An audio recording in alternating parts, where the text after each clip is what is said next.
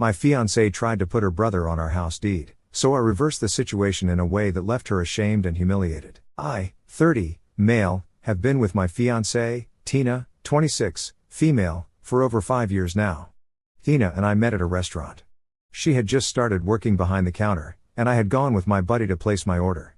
I couldn't take my eyes off her since she was absolutely stunning and had the sweetest voice. After placing our order, I kept telling my friend about how gorgeous she was and how I could not stop thinking about her. He told me that I should just ask her out. However, I was nervous and was afraid of being rejected.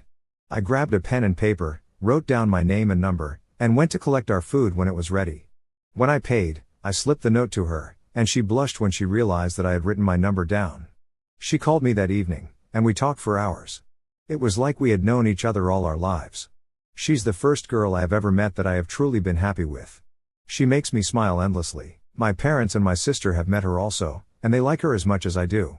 Just to give you some background, Tina and I come from really different backgrounds.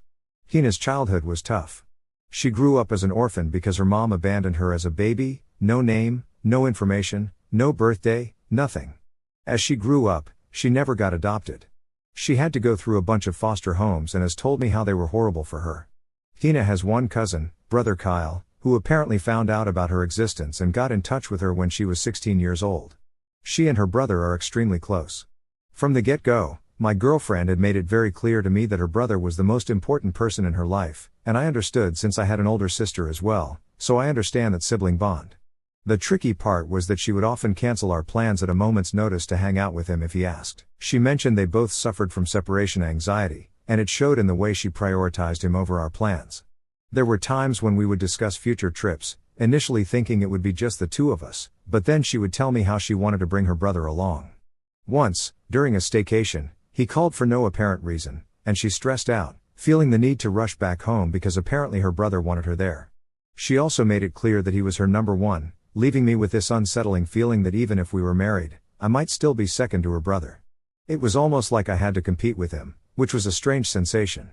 To add to it, he would frequently call her during our dates, resulting in 15 to 30-minute phone conversations that interrupted our time together.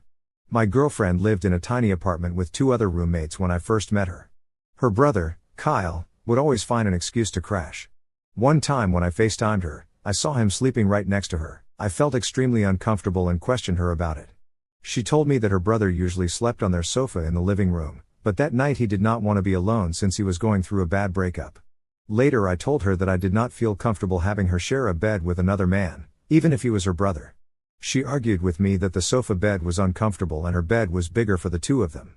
I told her that it was weird for him to keep crashing at her place when I didn't even do that, and instead of going to a friend's place, he wanted to spend the night with her.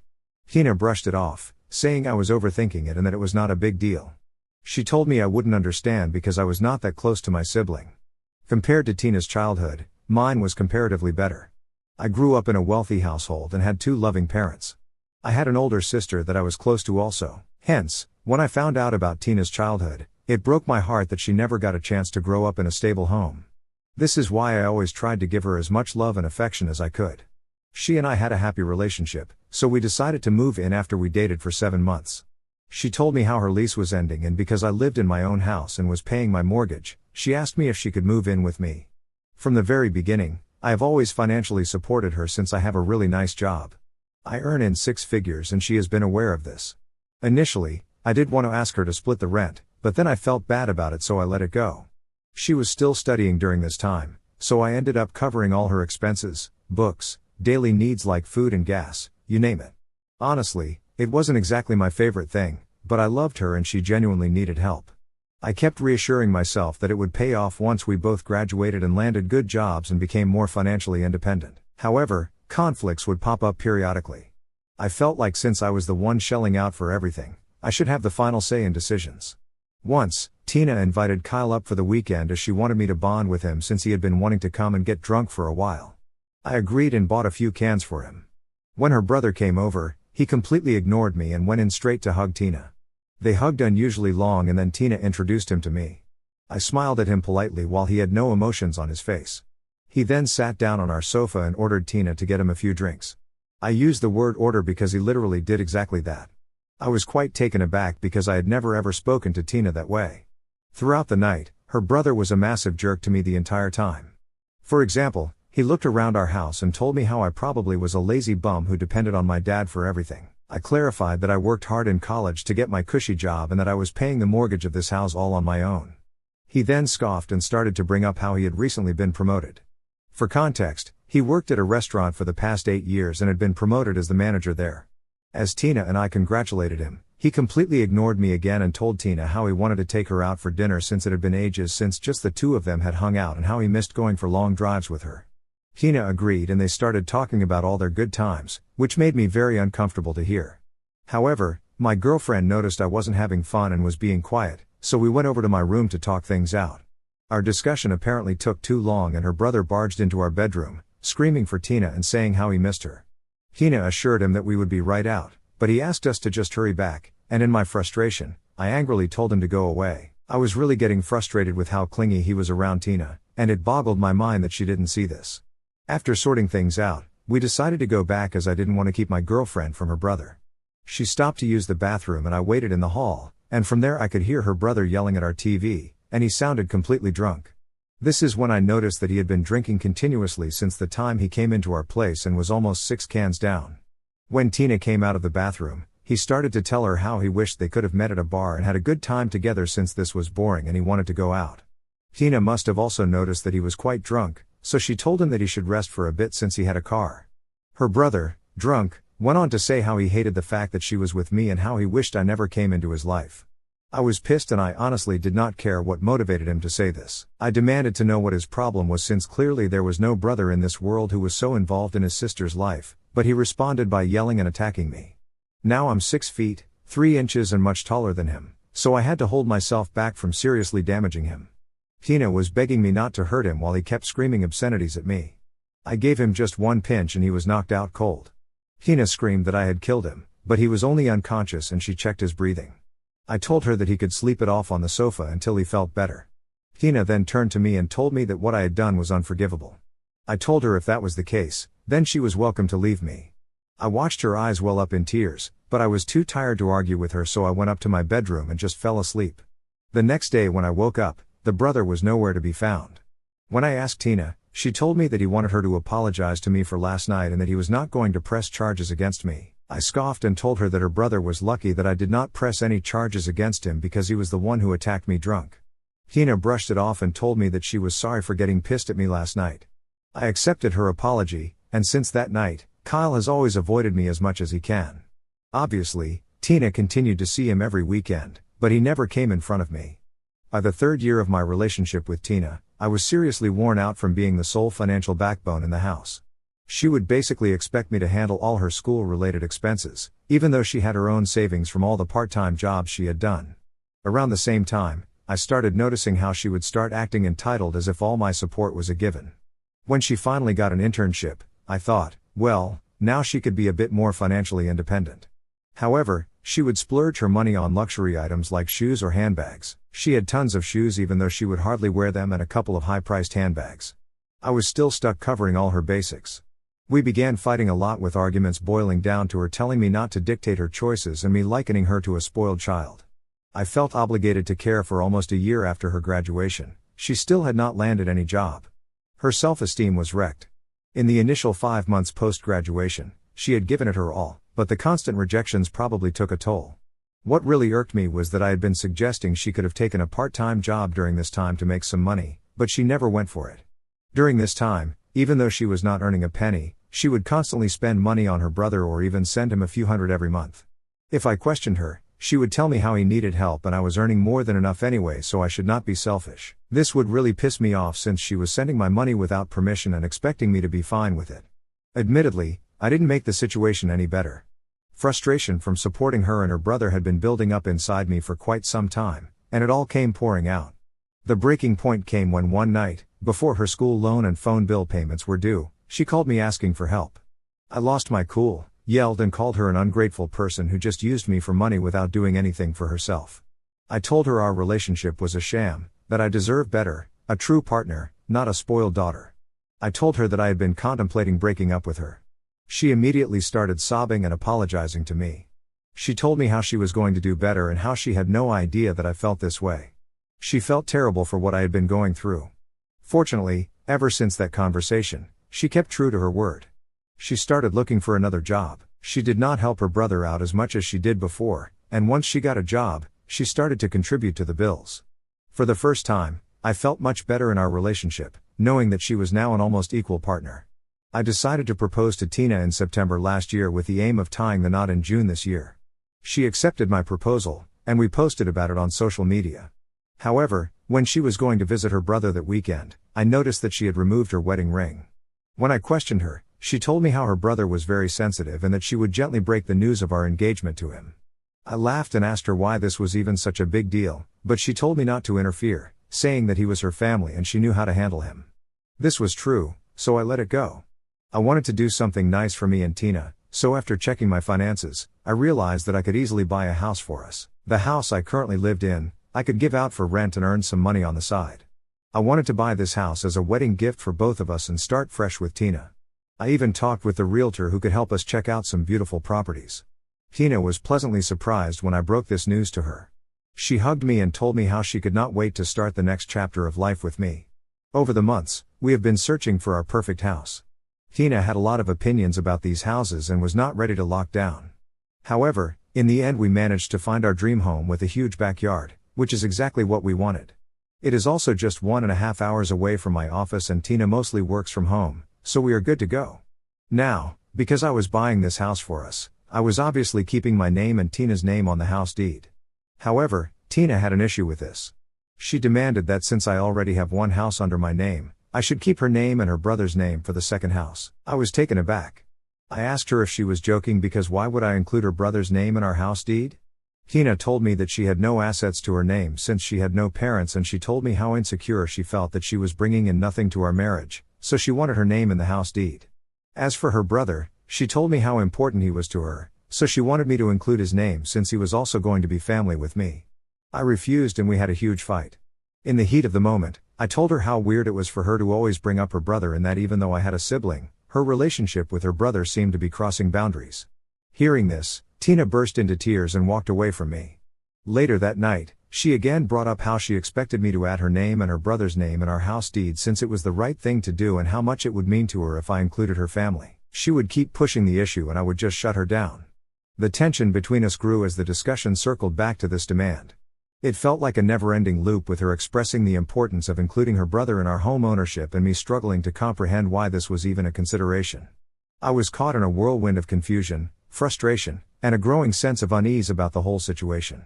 Then, last week, I ran into Tina's best friend, Betty, at a coffee shop near my office. Turns out she had an interview with a company nearby. Now, I have met Betty several times, and Tina and she have been friends since college. Tina doesn't really have a lot of friends, so Betty and she were really close. Betty congratulated me on my upcoming wedding and teased me that I was now going to be a married man. I awkwardly smiled. She probed about our wedding plans, and I found myself struggling to answer truthfully. During this time, I had been thinking if I had even done the right thing to ask Tina to marry me since we were having continuous fights about the house deed. I could not even talk about this with anyone since I didn't want my sister or my parents to have a bad impression of Tina. Sensing my unease, Betty pressed for more information. Unable to contain myself, I decided to spill the beans about Tina's strange requests regarding the house deed. I told her how Tina was demanding me to include her brother's name and refusing to back down. Betty's eyes widened with surprise and she told me that this was really strange. I told her that this was exactly what I felt. For the first time, I felt validated that someone could see how weird my fiancé's request was because it felt like I was going crazy. Betty then hesitatingly asked me if I knew the full story about Tina and her brother Kyle. I shook my head in confusion, and this is when Betty spilled the beans. Apparently, Tina's so-called brother is not actually her brother. You see, when Tina was growing up in different foster homes, she met Kyle, who was also an orphan. They quickly became very close and started introducing each other as brother and sister to other people. They had no family, so pretending to be each other's siblings gave them some sort of comfort and stability. However, when they grew up, they realized that other people found their relationship very odd. Kyle would always interfere in Tina's relationships and her exes didn't like having him around, so this is why she started to tell people that Kyle and she were cousins so people would think that they were actually related. This would mean that they could hang out and spend time with each other without their partners having an issue with it. Betty told me that Kyle's girlfriends would also have a problem with Tina, But when they realized that she was his sister, they would not mind her much. As Betty shared these revelations, a mix of shock, confusion, and a hint of betrayal swept over me. The foundation of trust which I believed my relationship was built on began to crumble. Betty went on to tell me how she thought I already knew this since Tina was engaged to me and she expected Tina to have come clean to me by now. I shook my head and told her that Tina never said any of this to me and I had been living with the assumption that she was going to hang out with her brother every weekend. Betty nodded her head in understanding and told me that she had also found their relationship to be too close, but it was not her place to judge them, so she always kept her opinions to herself. Since this conversation with Betty, my head has been reeling. I'm trying to act as normally as I can in front of Tina because I don't know how to bring this up. I'm at a loss for words, and there is a lot to think about. I'm afraid to bring this up and find out how she has been lying to me our entire relationship. This might be the end of us because I don't know if I can ever trust her again. Ida for ending my relationship with my fiancée because she's been lying to me about her brother? Should I give her the benefit of the doubt for the sake of the years we have spent together? Please Reddit, help me. I know how to proceed from here. I've always thought of ways to turn a negative situation into a positive situation and, most importantly, to not act or feed off of negative emotions. It was difficult to see how to do that for the past few days. For the majority of those who are telling me to end the relationship, I believe that it is the best course of action.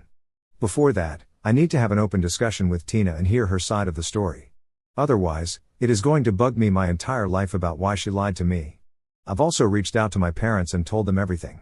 My parents have told me the same thing that everyone in the comment section has been saying. They don't want me to go through with my marriage and they are glad that Tina and I are not bound to each other through property or finances, so it will be easy for me to break things off. So I finally sat down to talk to Tina yesterday.